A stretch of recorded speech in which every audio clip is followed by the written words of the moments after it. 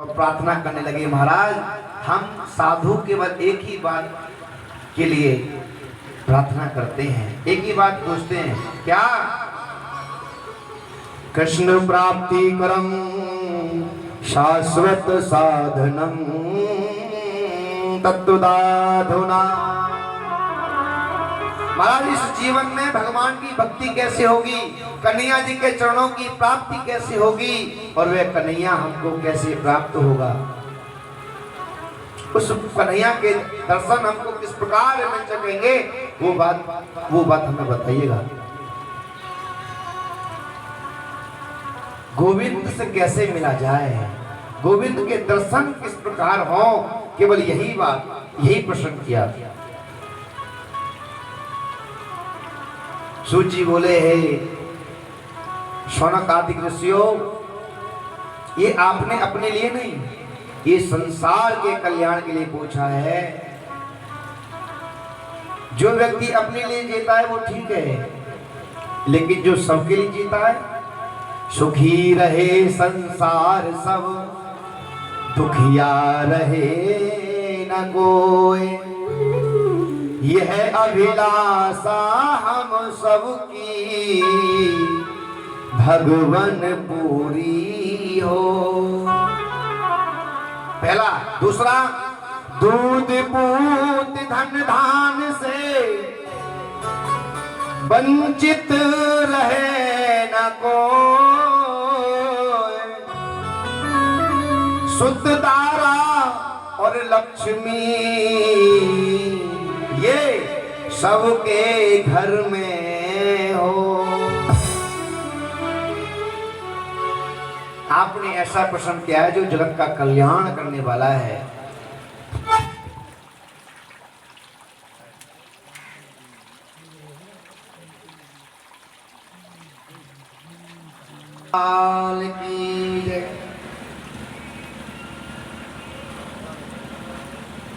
कहते हैं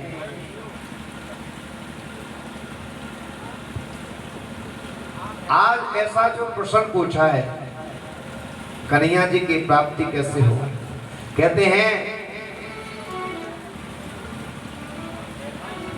पुनरपि जन्मम पुनरपि मरणम पुनरपि जननी जठे शयनम। महाराज यदि आप हमको ये बात नहीं बताओगे कि भगवान की प्राप्ति कैसे होगी, तो जीव इसी में लगा रहेगा।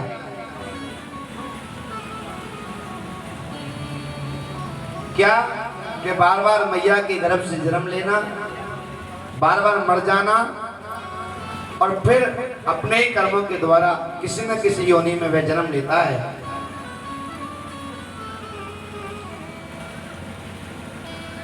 और ये जो कथा का आनंद है, ये कभी कभी देवताओं को भी नहीं मिलता। सूत जी कहते हैं, ऋषियों, एक बार जब सुखदेव जी महाराज परीक्षित जी को भगवान की अमृतमयी कथा का रसास्वादन करा रहे थे, तो ये जो देवता है ना, ये देवता पास में आए। और कैसे आए महाराज? अमृत का कलश भर करके लाए। और सुखदेव जी से कहा, महाराज इस अमृत कलश को आप ले लो और इसके बदले में जो कथामृत है वो जी हमें दे दो।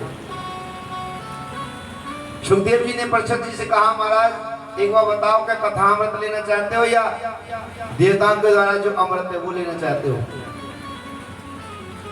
परीक्षित जी ने कहा, प्रभु मुझे जानकारी नहीं है, मुझे जरा बताओ तो सही इसमें अंतर क्या है। सुखदेव जी ने कहा जो कथामृत है ना, इसका पान करने से जन्म जन्मांतरों के बंधन छूट जाते हैं और परमात्मा की भक्ति प्राप्त होकर के परमात्मा का वह मरने के बाद परमात्मा के ही चरणों में विलय हो जाता है,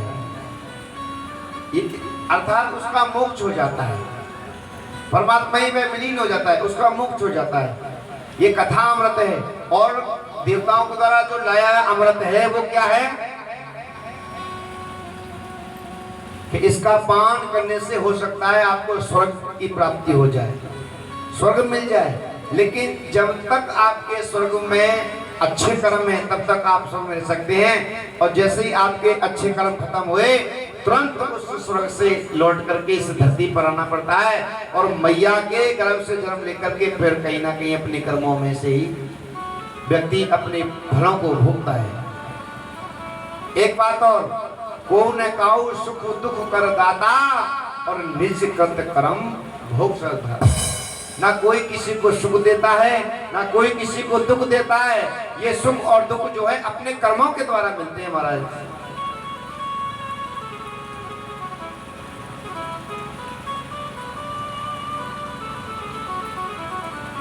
इसलिए सुखदेव जी के कहने, प्रसन्न जी के कहने पर सुखदेव जी महाराज ने देवताओं से मना कर दिया, भैया हम आपको ये अमृत नहीं पिला पाएंगे।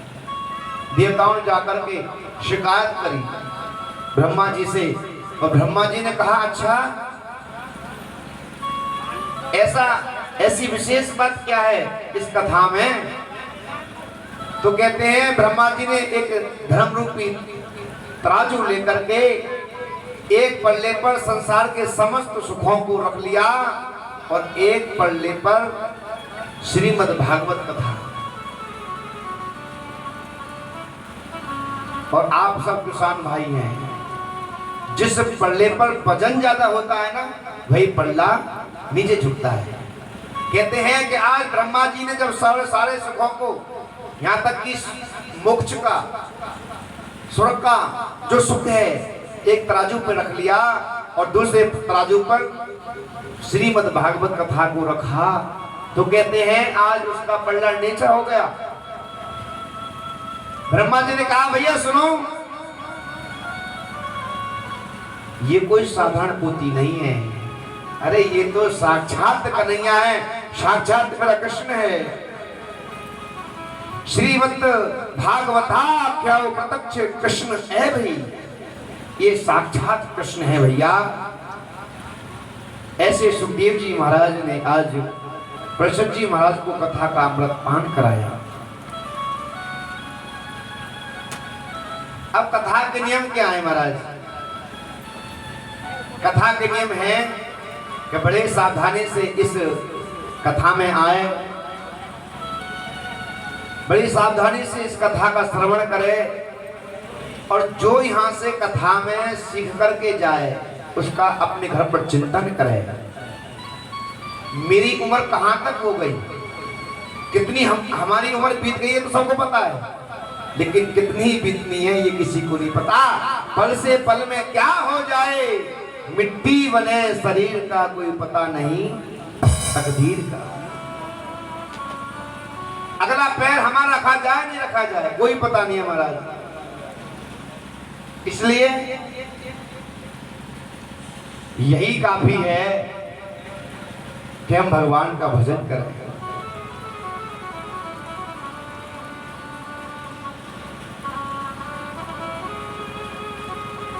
एक बार की बात, नारद जी अपने मन में विचार करते हैं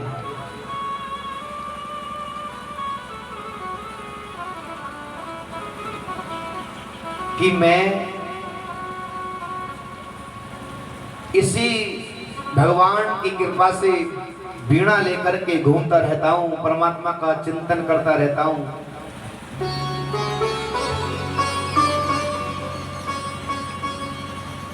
भगवान के दर्शन करने की इच्छा हुई। कहाँ कि जहाँ वृंदावन में भगवान कन्हैया ने अपनी लीलाएं की, ब्रज में आकर के भगवान ने रास रचाया, लीलाएं की। और जहां जहां भगवान के ऐसे शुभ स्थान है उन्हें देखने की इच्छा हुई। लेकिन कहते हैं नारद जी जो बड़े संत हैं वो भी दुखी मन से इस संसार में भटक रहे थे कि उनको 4 व्यक्ति मिले, सनत, संत कुमार, सनातन, ये जो सोनक आदि हैं, ये ब्रह्मा जी के 4 जो सबसे मानस पुत्र हैं पहले, इनको वो मिले। ब्रह्मा जी ने कहा रे नारद क्या बात है? कथम ब्रह्मिंदीन मुख है कुत चिंता तरो भवा त्वरितं गमयन्त्रे कुत्र कुतस्यागमन तव। अरे नारद जी, आप तो ज्ञान और वैराग्य के भंडार हो, आप इस समय दुखी मन से क्यों घूम रहे हो? अरे संतों के चेहरे पर हमेशा प्रसन्नता झलकती रहती है, क्यों? क्योंकि वो दूसरों का कल्याण करते हैं। नारद जी बोले, महाराज क्या बताऊं, इस संसार में मैं आया तो सही, और मैंने आकर के अहम तो पृथ्वी या तो ज्ञाता सर्वोत्तमामिति उस कर्म चे प्रियागम चे काशी गोदावरी तथा। महाराज इस संसार में आया, मैं पुष्कर में गया, प्रयागराज में गया, काशी में गया, वृंदावन में गया, अयोध्या में गया, परंतु मुझे कहीं भी शांति नहीं मिली। मैंने देखा महाराज, जो तीर्थ है ना, तीर्थों में व्यक्ति जाते तो हैं, लेकिन 100 में से कुछ भक्त लोग होते हैं जो मन से तीर्थ को मिलने जाते हैं, दर्शन करने जाते हैं, नहीं तो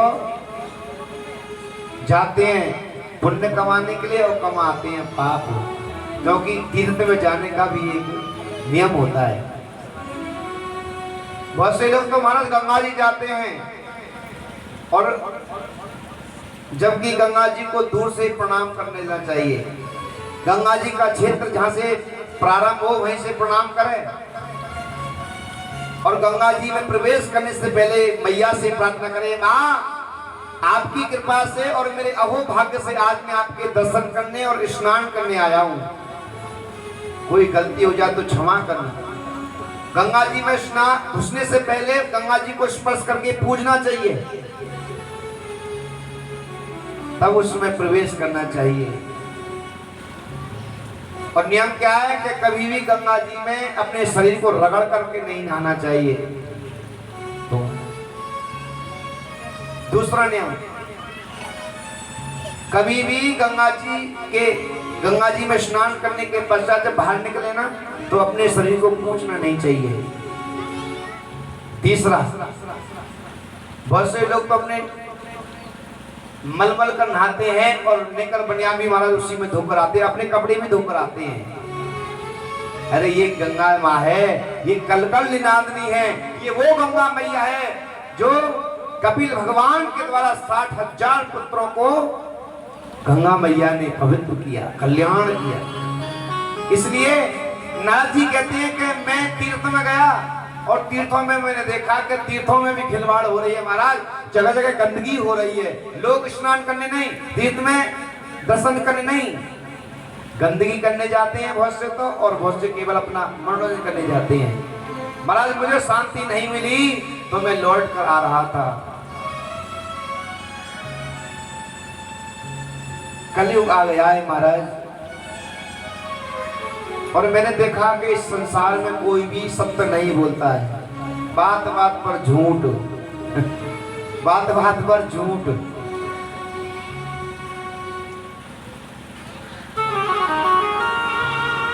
और इस कलयुग ने मनुष्यों की बुद्धि को ऐसे बिगाड़ दिया है कि मनुष्य ज्यादातर नशेबाज हो गए हैं, और चोरी करना, दूसरों के दिल को दुखाना इत्यादि तो गंदे कर्म है, उनको करने में लग गए हैं। परंतु भगवान की भक्ति कोई कोई करता है, भगवान का भजन कोई कोई करता है। महाराज मेरे मन को और अशांति हो गई। मैंने सोचा कि ऐसे मनुष्यों का कल्याण कैसे होगा। और एक बात और, यदि इस संसार में कोई एक बार सत्य बोल देना तो वो अपनी गिनती राजा हरिश्चंद्र के बराबर करने लगता है कि मैंने सत्य बोला तो था, मैंने दिल में बोला तो है सब, लेकिन झूठ कितनी बार बोल दे उसका उसका कोई उसकी गिनती कोई नहीं लेता। महाराज और तो और तरुणी प्रभु तागे श्याल को बुद्धि दायका कन्या विक्रीणो लोभाद दंपति नाम च कल कनकम। महाराज इस संसार में एक बात और, जो नई नई बहुएं आती है ना घर में कलयुग में, ज्यादातर उन्हीं की चलती है, बड़े बूढ़ों की तो कोई सुनता ही नहीं है।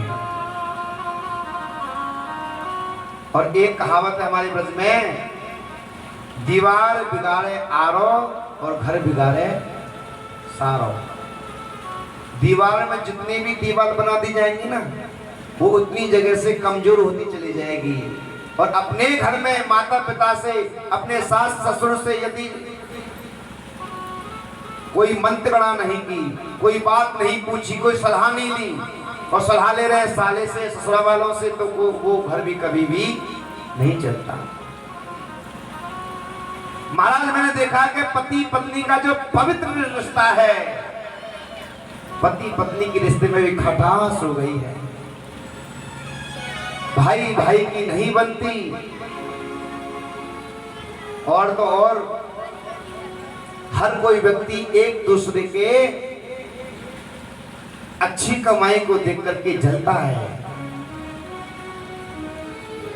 महाराज दो प्रकार के मच्छर होते हैं संसार में, एक तो बाहरी मच्छर होते हैं जो गर्मी पड़ रही है तो देख लेना कहीं सो जाओ तो मच्छर काटने लग जाएंगे, और एक होता है अंदर का मच्छर जिसे ईर्ष्या कहते हैं।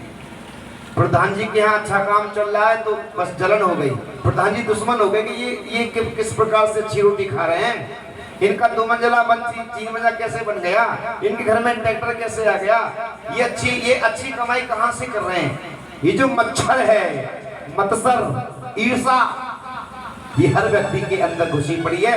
महाराज नारद जी कहते हैं कि मैं ऐसी स्थिति को देख करके दुखी हो गया, महाराज करूं क्या।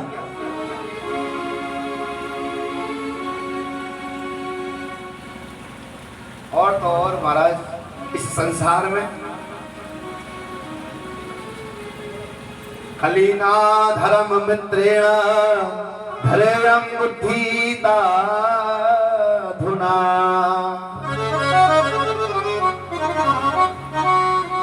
ये जो कलयुग क्या है, ये अधर्म का मित्र है। धर्म का पहिया कम होता जा रहा है और अधर्म का पहिया महाराज दिन प्रतिदिन चलता जा रहा है। ऐसे इस कलयुग में भक्तों का कल्याण कैसे होगा।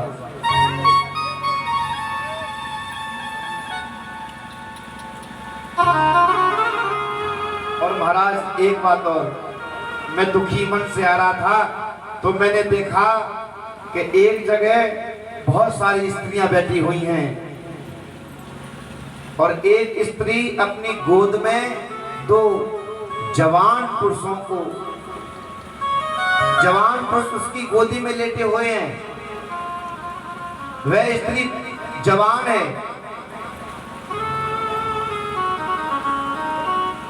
मैं वहां से निकल करके जा रहा था तो वो औरतें, वो जो स्त्रियां हैं वो रुदन कर रही थी, रो रही थी। मैं वहां से निकल के जा रहा था, मैंने विचार किया कि मैं संत हूं और हो सके मैं इनका कोई ना कोई काम कर दूं, कोई इनको सलाह दे दूं, क्योंकि संतों का काम तो रोते हुए को हंसाना होता है। लेकिन महाराज स्त्रियां ठहरी, इसलिए मैं उनके पास नहीं गया। जब मैं वहां से निकल करके जा रहा था तो उन्हीं स्त्रियों में से एक स्त्री ने आवाज लगाई, ओ बाबा सुनो, यहाँ आओ, कहाँ जा रहे हो।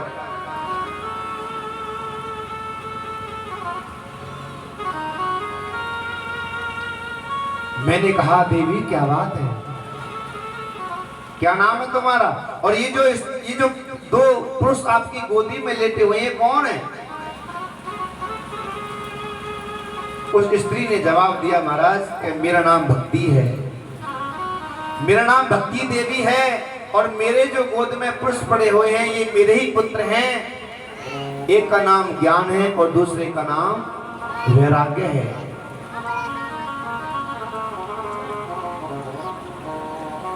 महाराज इनका इस कलयुग में इन मेरे दोनों पुत्रों को बुढ़ापा आ गया है, और मैं इनकी मां जवान हूं और मेरे पुत्र बुढ़ापे में घिरे हुए हैं। प्रभु किस प्रकार ऐसा कोई यत्न करो जिससे इनका बुढ़ापा दूर हो जाए।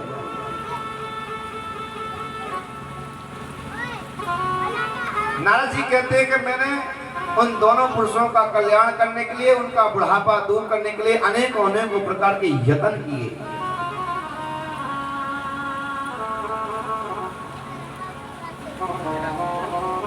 लेकिन मेरा क्या हुआ, एक भी कार्य में सफलता नहीं मिली,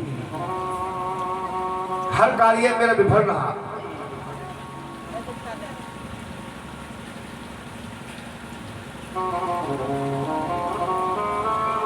और जब मैं परेशान हो गया, थक गया, तो आकाश से आकाशवाणी हुई, अरे नारद, तुम इन ज्ञान और वैराग्य के बुढ़ापे को दूर करना चाहते हो ना,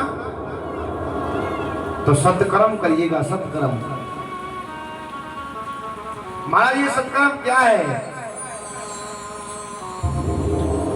सत्कर्म शुचिको नूनम ज्ञान यज्ञ स्मृतो बुधे श्रीमद् भागवताला सतो गीत सुका दिवी। हे महाराज, आप ज्ञान और वैराग्य के भंडार हैं, इसलिए मैं आपकी शरण में आया हूं। मुझे बताइए कि सत्कर्म क्या होता है और ऐसा कौन सा उपाय किया जाए जिससे ज्ञान वैराग्य का बुढ़ापा दूर हो जाए।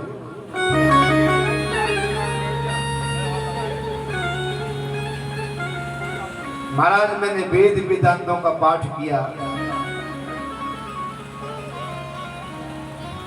और वेद वेदांत के पाठ से भी इन ज्ञान और वैराग्य को कोई भी असर नहीं हुआ, इनके ऊपर कोई असर नहीं हुआ। और आप कहते हो कि श्रीमद् भागवत कथा का आयोजन करो, ऐसे कैसा संभव है?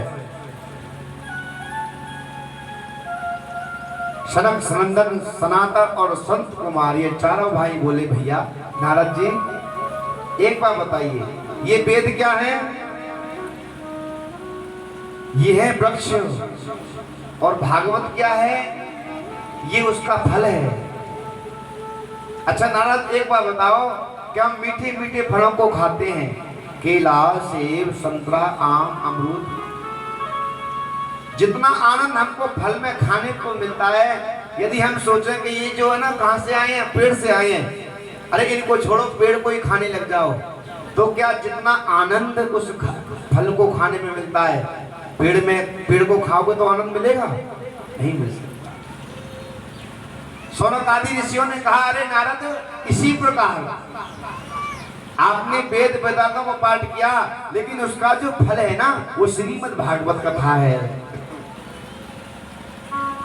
एक बात और, ये श्रीमद् भागवत कथा सुखदेव जी महाराज के मुखारविंद से मीठी हुई है, या ऐसा मान लो कि जिस फल को सुखदेव जी यानी तोता मुंह मारता है, जिस फल में वो मीठा होता है, ये कथा इतनी मीठी है, इतनी रसीली है, क्योंकि ये सुखदेव जी महाराज ने स्वयं अपने मुखारविंद से परीक्षित जी महाराज को श्रवण कराई। बोले महाराज, इस कथा को कहां करें?